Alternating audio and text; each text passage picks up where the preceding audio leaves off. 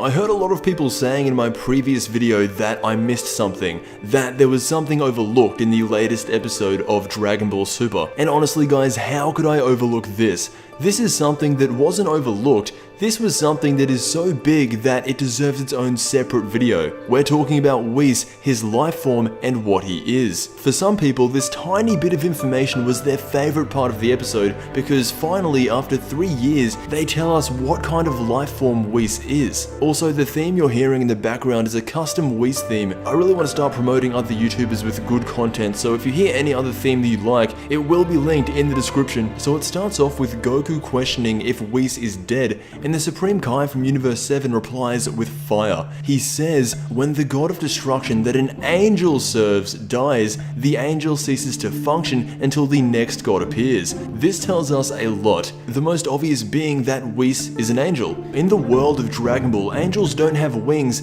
instead they all look like Whis and Vados. Also, they usually call angels the sons of God. What I'm wondering is, who is God? On one side there's Zeno, who is, as far as we know, the real god. However, there still is the Grand Priest, who just looks like he would be the leader of the Whis race. I'm sure all of this will get expanded. In fact, there was news today that confirmed that there will be another arc after Goku Black. I'll cover that some other time. Basically, if you look at how angels are shown in real life, one angel is said to be as strong as 185,000 men. By the way, that was taken straight out of the Bible for anyone who is interested. I don't know about anyone else, but Whis, or any other Whis life form in Dragon Ball, would be far superior to only 185,000 men. But then again, this is Dragon Ball, so everything is amplified. It also says that angels are servants of God. In the case of Whis, he is the servant to Beerus, so it makes a lot of sense that he is being portrayed as an angel. Now, for me, this is the most interesting thing. When the god that an angel was serving dies, the angel will lose their powers until the next god arises. In the case of Beerus, since he died in that timeline,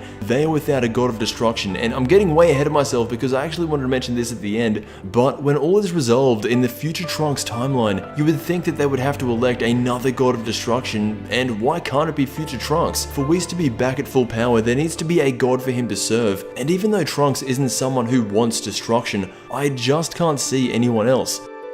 The final thing I want to mention is this guy. I talked about him earlier briefly, and just a bit of insight as to who this guy is. All we currently know for 100% is that he is in the top 5 strongest Dragon Ball characters alive. And surprise surprise, he is an angel, or at least he looks like one, and here's how I see it. Just like how Whis serves Beerus and Vados serves Champa, the Grand Priest would serve Zeno. He is the strongest of the Whis life form, now known as angels, and because of that, he gets the job of Zeno's attendant. It seems obvious, but no one really knew what the deal was with this guy. And this might be a rare case, but Zeno is a god who is stronger than his attendant. Anyway, that's it for the new Whis information. After 3 years, we finally got something. I want to thank you so much for watching, and there were spoilers today that came out for Dragon Ball Super. I didn't want to cover them in this specific video, so anyone who wants to know about the recent DBS spoilers right away, I'll leave a link to Geekdom's video down below. He makes the best news